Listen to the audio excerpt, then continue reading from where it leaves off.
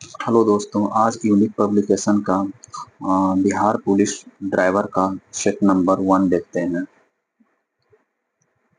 पहला क्वेश्चन है, आईपीएल 2025 का विजेता टीम कौन सा है? आईपीएल 2025 का विजेता टीम कौन सा है? ये रॉयल चैलेंजर्स बेंगलुरु है। वहीं इसका देखते हैं, आईपीएल 2025 का उप विजेता टीम कौन है? उप विजेता कौन टीम है? ये पंजाब किंग्स लेवल है। उप विजेता है। और दूसरा क्वेश्चन देखते हैं, जून 2025 में G7 का 51वां शिखर सम्मेलन का आयोजन कहाँ किया गया है? ऑप्शन नंबर 1 इटली, बी में जापान, सी में ब्रिटेन और डी में कनाडा है। इसका आंसर बताइएगा। इसका आंसर हो जाएगा 2025 के G7 का 51वां शिखर सम्मेलन कनाडा में आयोजित किया गया है। वहीं 2026 में G7 का 52वां शिखर सम्मेलन का आयोजन कहाँ होगा? ये फ्रांस में आयोजन होगा। फ्रांस में आयोजित होगा। चलिए नेक्स्ट क्वेश्चन, G7 का आगामी 52वां शिखर सम्मेलन 2026 किस देश में आयोजित किया जाएगा? फ्रांस में आयोजित किया जाएगा। चलिए नेक्स्ट क्वेश्चन, चौथा, अंतर्राष्ट्रीय बुकर पुरस्कार 2025 के विजेता कौन है? अंतर्राष्ट्रीय बुकर पुरस्कार 2025 का विजेता ऑप्शन नंबर 1 में है गीतांजलि श्री, बी में बानू मुश्ताक, सी में चोखा अल हार्थी, डी में जैनी एपेरबेक है। इसका आंसर हो जाएगा बानू मुश्ताक है। मिस वर्ल्ड 2025 का खिताब किसने जीता है? बताइए इसका आंसर। इसका आंसर ऑप्शन नंबर 1 ओपल सुजाता चुआंगसीरी को मिला है। जून 2025 में शुरू इजरायल युद्ध के दौरान भारत में ईरान से भारतीय नागरिकों को सुरक्षित स्वदेश वापस के लिए कौन सा अभियान चलाया गया है? ऑपरेशन सिंधु चलाया गया। ऑपरेशन गंगा क्या है? ऑपरेशन गंगा यूक्रेन में फंसे भारतीय लोग को भारत में लाने के लिए यह अभियान चलाया गया था। यूक्रेन में। ऑपरेशन कावेरी कहां से? ऑपरेशन कावेरी दक्षिणी सूडान में भारतीय लोग फंसे के लिए भारत सरकार का यह अभियान ऑपरेशन कावेरी चलाया गया था। ऑपरेशन अजय कहाँ चलाया गया था? ऑपरेशन अजय इजराइल में भारतीय लोग को वापस लाने के लिए यह ऑपरेशन अजय चलाया गया था। 7 अप्रैल 2025 को पहलगाम में हुए आतंकी हमले के बाद भारत ने आतंकी ठिकाने को नष्ट करने के लिए कौन सा कार्यवाही शुरू की थी? ऑपरेशन सिंदूर। ऑपरेशन सिंदूर चालू किया था। 21 जून 2025 को संयुक्त राज्य अमेरिका ने ऑपरेशन मिडनाइट हैमर नामक सैन्य कार्यवाही किसके विरुद्ध किया है? वो किया है ईरान के विरुद्ध। वो किसके विरुद्ध? ईरान के विरुद्ध। ईरान की राजधानी आप लोग बता दीजिए। ईरान की राजधानी तेहरान है और पाकिस्तान की राजधानी कहाँ है? इस्लामाबाद है। 20 जून 2025 को पेरिस डायमंड लीग में नीरज चोपड़ा ने कितने दूर भाला फेंक कर स्वर्ण पदक जीता है? 80.16 मीटर भाला फेंक कर 88.16 मीटर भाला फेंककर इसका स्वर्ण पदक जीता। 4 जून 2025 को ली जेयांग किस देश के राष्ट्रपति बने हैं? ली जेयांग दक्षिण कोरिया के 2025 का ली जेयांग किस देश के राष्ट्रपति है? दक्षिण कोरिया का। दक्षिण कोरिया का राजधानी कहाँ है? सोल है। वहीं म्यांमार की राजधानी कहाँ है? नेपतवाई है। फिलीपींस की राजधानी कहाँ है? मनीला है। सिंगापुर की राजधानी सिंगापुर शहर है। भारत के राष्ट्रपति को उसके पद से हटाया जा सकता है।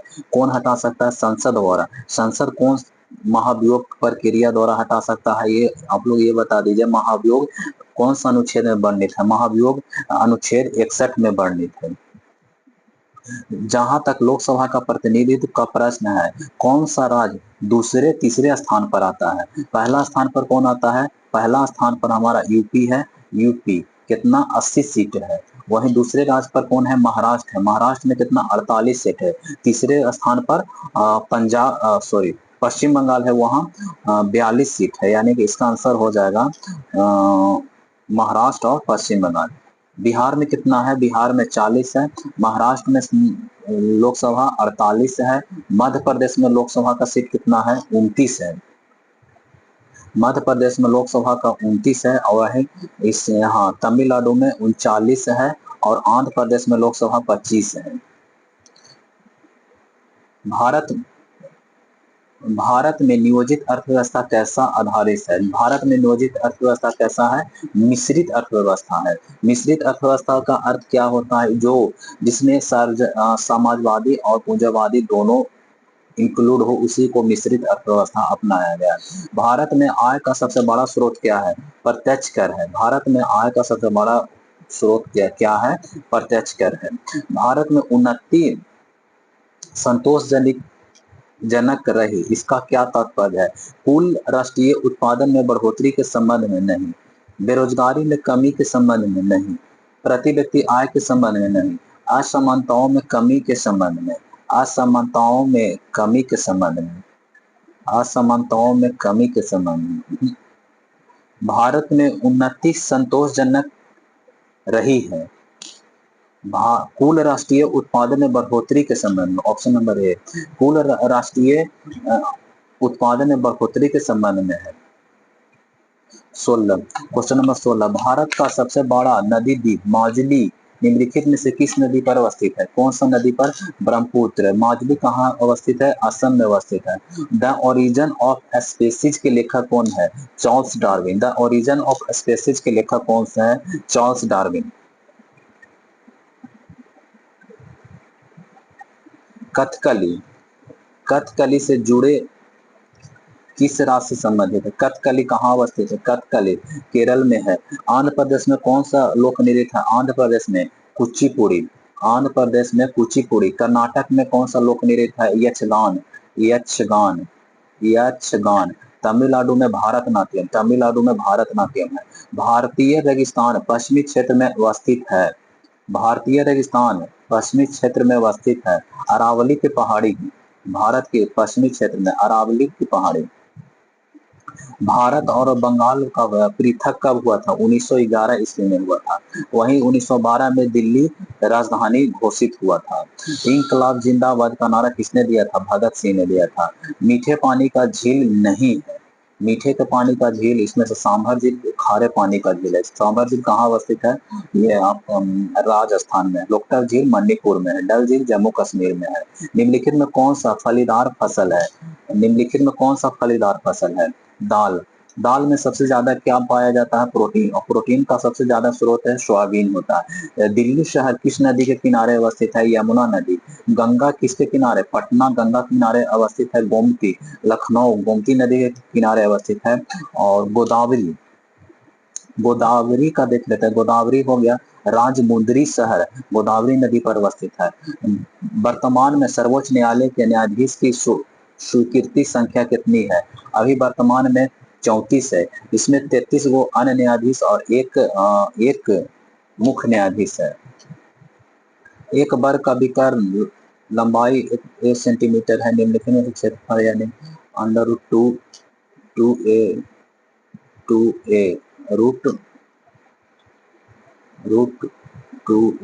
क्षेत्रफल root 2a a/2 c। Rakesh का विवाह 4/8 बस। इसमें आप लोग बना के देखिएगा, अगर नहीं बनेगा तो फिर कमेंट करिएगा, इसका एक अलग से वीडियो बना देंगे। पी क्यू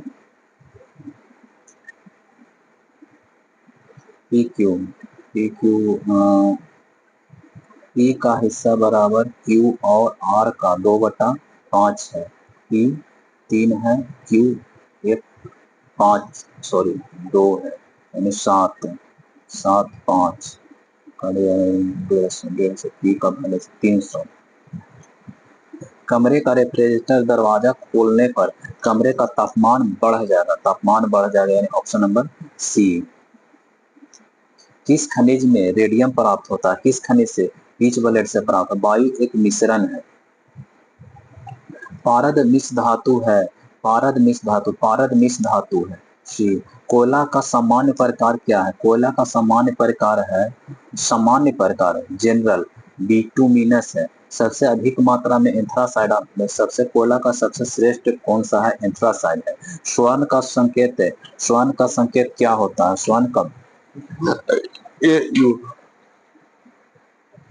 स्वर्ण का संकेत क्या होता है? एयू होता है। वही चांदी का संकेत एजी होता है। एल्युमिनियम का एल होता है। पौधों में जल का परिवहन किसके द्वारा होता है? जाइलम के द्वारा होता है। फ्लोएम खाद्य पदार्थ का किसके द्वारा होता है? फ्लोएम द्वारा। क्लोरोप्लास्ट पौधों का पत्ती क्लोरोप्लास्ट के कारण ही हरा रहता है। माँ पौधे के भांति पौधा मिलता है। माँ पौधे के भांति बीज से, कटा तना से, यानी ये दोनों से मिलता है। विकास का मुख्य कारण क्या है? विकास का मुख्य कारण क्या है? प्राकृतिक वरण है। विकास का मुख्य कारण क्या है? प्राकृतिक वरण होता है।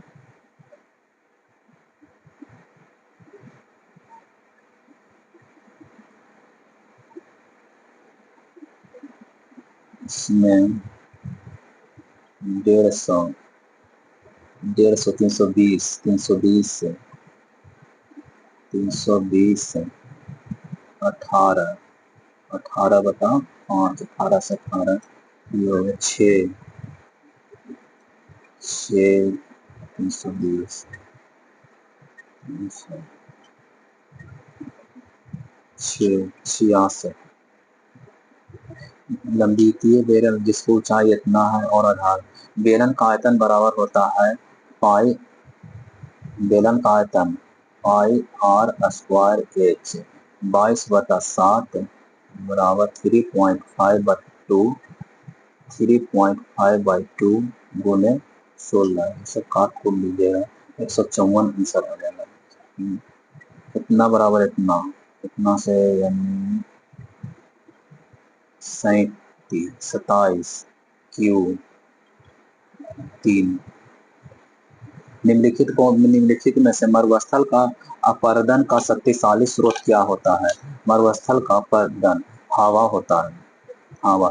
भारत में सूचना प्रौद्योगिकी की राजधानी बेंगलुरु को कहा जाता है। बेंगलुरु को कहा जाता है। हम्पी, हम्पी का खंडर किस राज्य में है? हम्पी का खंडर कहाँ अवस्थित है? कर्नाटक में अवस्थित है। प्रातः काल गाए जाने वाला राग को क्या कहा जाता है? भैरवी कहा जाता है। शाम इवनिंग, शाम में गाए जाने वाले की गोधुलू कहा जाता है। गोधूली, गोधुली कहा जाता है। वहीं दोपहर में गाए जाने वालों को सारंग कहा जाता है। सारंग कहा जाता है। दोपहर में सारंग और शाम में गोधुली और सुबह में भैरवी कहा जाता है। कृष्ण छिद्र अंतरिक्ष में एक ऐसा पिंड जो किसी विकिरण को अपने से निकलने नहीं देता, उसे अतियुक्त घनत्व कहा जाता है। ऑप्शन नंबर सी, अतियुक्त घनत्व कहा जाता है। माउंटबेटन विशेष अनुदेश के साथ वायसराय के रूप में भारत आया था। ये आए थे भारत उपमहाद्वीप महाद्वीप को विभक्त करने के लिए। ऑप्शन नंबर 2, भारत का संगठित करने के लिए यदि संभव हो। जिन्ना का पाकिस्तान के मांग को स्वीकार करने के लिए। कांग्रेस विभाजन को स्वीकार करने के लिए, मनाने के लिए। ये सही है। कांग्रेस इस विभाजन को स्वीकार नहीं कर रहा था, इसीलिए इसको मनाने के लिए माउंटबेटन वायसराय के रूप में भारत आया था। दिल्ली सल्तनत जो नहरों का सबसे बड़ा नेटवर्क किसके? फिरोज तुगलक के शासनकाल में। फिरोज तुगलक के शासनकाल में। अलमाटी बांध किस नदी पर है? अलमाटी बांध कृष्णा नदी पर रहते। जीटी रोड किसके शासनकाल में है? जीटी रोड शेरशाह सूरी के शासनकाल में बनाया गया था। भारत में श्वेत क्रांति के जनक कौन है? वर्जिन कुरियन है। वर्जिन कुरियन। सीवी रेवन को नोबेल पुरस्कार 1930 ईस्वी में मिला था। 1930 ईस्वी भौतिक के क्षेत्र में मिला था। भौतिक के क्षेत्र में। अल्फांसो एक प्रकार का क्या है? अल्फांसो एक प्रकार का आम का किस्म है। भारतीय संविधान का मसौदा यानी ड्राफ्टिंग के अध्यक्ष कौन है? ड्राफ्टिंग कमेटी का अध्यक्ष डॉक्टर भीमराव अंबेडकर। शक संबंध का आरंभ कब हुआ था? किसके शासन काल में हुआ था? शक संबंध 78 ईस्वी पूर्व में प्रारंभ हुआ था, जो कि भारतीय राष्ट्र संविधान द्वारा अपनाया गया था। यह किसके शासन है? कनिष्क के शासन काल में अपनाया गया था। निम्नलिखित में किस राष्ट्रवादी नेता ने जर्मनी और ब्रिटेन युद्ध को एक ऐसी दैवीय अवसर के रूप में देखा जो भारतीयों को लाभान्वित कर रहा था? भारत को लाभान्वित कर रहा था? सुभाष चंद्र बोस। इन्हीं का कथन था, मैं तुम्हें खून, तुम मुझे खून दो मैं तुम्हें आजादी दूंगा। निम्नलिखित में से कौन सा कृषि विधा इको फ्रेंडली ऑर्गेनिक फार्मली ऑर्गेनिक एग्रीकल्चर इको फ्रेंडली होता है? ऑर्गेनिक कल्चर इको फ्रेंडली होता है। अंग्रेज के शासन में भारत में उद्योग का स्वतंत्र विकास नहीं हुआ। इसका कारण क्या था? भारी उद्योग का अभाव नहीं, विदेशी पूंजी की दुर्लभता, ये सही होगा। नालारायण काव्य संग्रह का 12 अवतार थे। विश्व विरासत दिवस कब मनाया जाता है? विश्व विरासत दिवस 18 अप्रैल को। वहीं 5 जून को विश्व पर्यावरण दिवस मनाया जाता है। अगर 2025 का विश्व पर्यावरण दिवस का थीम क्या है? प्लास्टिक प्रदूषण को समाप्त करें। प्लास्टिक प्रदूषण को समाप्त करें। प्लास्टिक प्रदूषण को समाप्त करें। ओ आई सी का अर्थ होता है, O I C organise of Islamic country. Organise of, हाँ, option number B, organise of Islamic countries, O I C होता है। मोटर वाहन अधिनियम 1988 की धारा 3 किस विषय से संबंधित है? मोटर वाहन अधिनियम 1988 धारा 3 किससे संबंधित है? ड्राइविंग लाइसेंस किससे संबंधित है? ड्राइविंग लाइसेंस से संबंधित। नो एंट्री का संकेत होता है वाहन घुसे नहीं। यदि मोटर वाहन का बीमा अनिवार्य है, कौन सा धारा में मोटर वाहन का बीमा अनिवार्य है? 146 में अनिवार्य। यू टर्न का क्या संकेत होता है? यू टर्न किसका संकेत? यू टर्न लेना। ड्राइविंग लाइसेंस, क्वेश्चन नंबर 65 को देखते हैं। ड्राइविंग लाइसेंस कितने वर्ष के लिए वैध होता है 2025 के अनुसार? नॉर्मली अगर 18 से 40 किसी व्यक्ति का 18 से 40 की उम्र है तो 10 वर्ष के लिए है। अगर किसी व्यक्ति का 40 से एभव उम्र हो तो उसका 5 वर्ष के लिए ड्राइविंग लाइसेंस वैलिड होगा, उसके बाद रिन्यूअल करना पड़ेगा। हॉर्न प्रोहिबिटेड का संकेत किससे है? रियायती क्षेत्र जैसे स्कूल, अस्पताल, इन सभी जगहों पर हॉर्न नहीं बजाना चाहिए। अगर आप इसका उल्लंघन करते हैं तो 1000 तक जुर्माना दिया जा सकता है।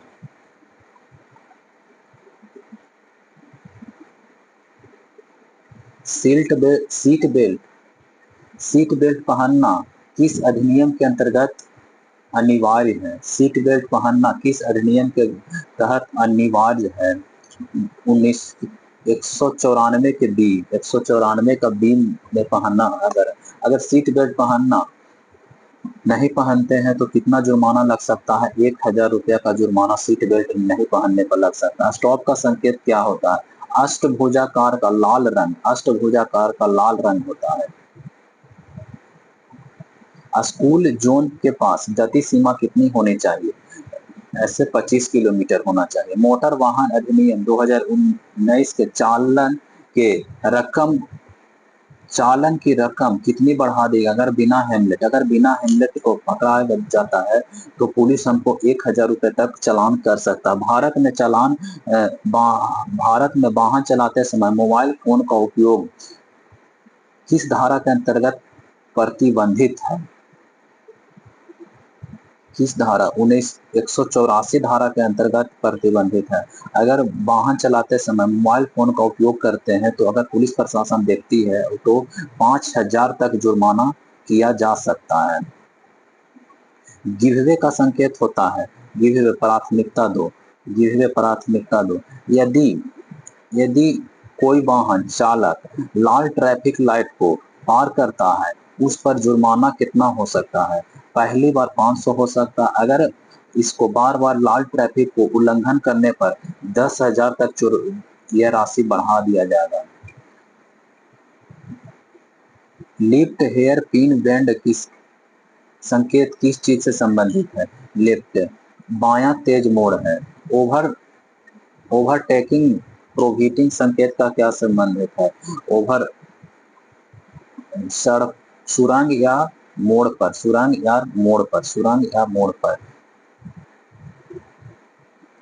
पेडेस्ट्रियन क्रॉसिंग क्या संकेत दिखाता है? पैदल चलने वाले मार्ग को, पैदल चलने वाले मार्ग को, पैदल चलने वाले मार्ग को।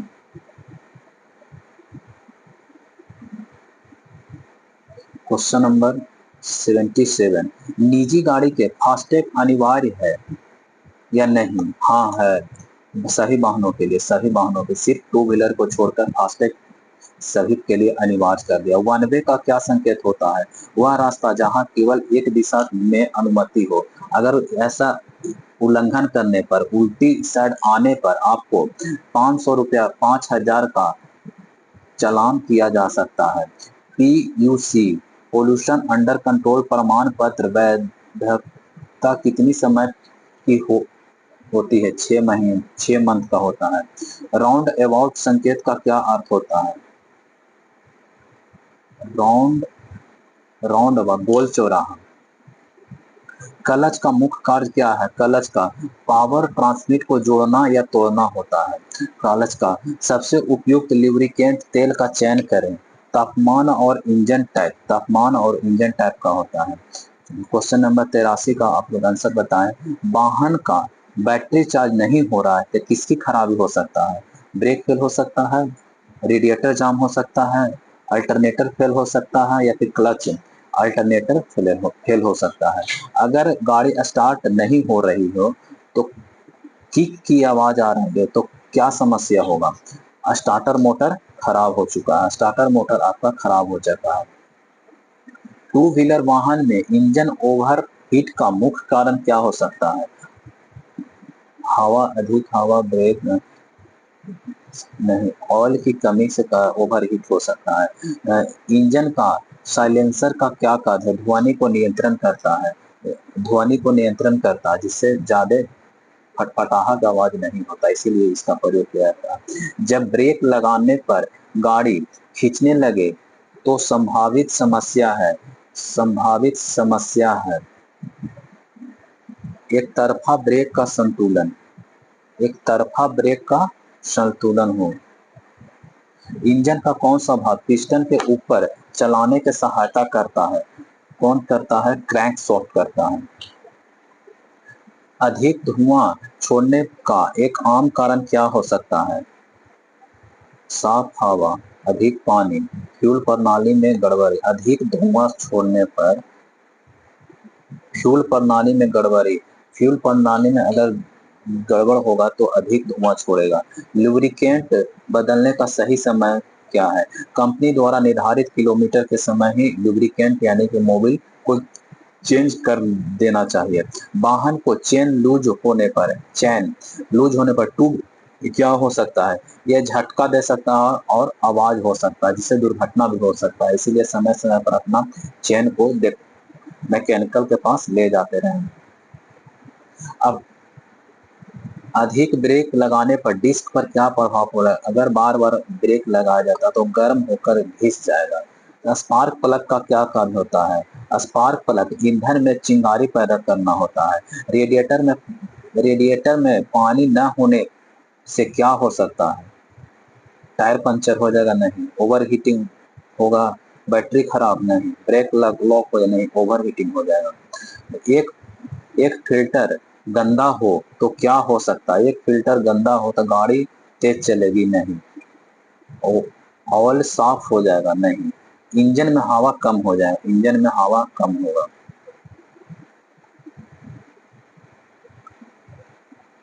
टू टू व्हीलर वाहन का टायर टायर प्रेशर कम, यानी हवा में टायर में हवा कम होने पर क्या हो सकता है? गाड़ी तेज भागेगी? नहीं। गाड़ी स्लो और अनबैलेंस, असंतुलित भागेगी। फ्यूल खर्च कम होगा? नहीं, फ्यूल खर्च अधिक होगा। टायर जल्द घिस जाएगा? ये भी सही है। और गाड़ी फिसलने लगेगी? नहीं। अगर वाहन का गियर नहीं लग रहा तो क्या हो सकता है? उसका क्लच केबल खराब हो चुका है। स्पीडोमीटर से क्या मापा जाता है? गति का, गाड़ी का स्पीड मापा जाता है। डीजल इंजन में स्पार्क प्लग नहीं होता क्योंकि इसमें चिंगारी की जरूरत नहीं होता डीजल इंजन। अगर गाड़ी का स्टीयरिंग भारी हो जाए तो क्या करना चाहिए? क्या कारण हो सकता है? अगर गाड़ी में स्टीयरिंग भारी हो तो क्या करना चाहिए? Low power steering oil. Option number A में बैटरी डिस्चार्ज नहीं होगा, ज्यादा फ्यूल नहीं होगा, क्लच घिसना नहीं होगा, यानी कि लो पावर स्टीयरिंग होगा। आप लोग अपना अपना कमेंट करके आंसर बताएं कितना आप लोग का सही हुआ।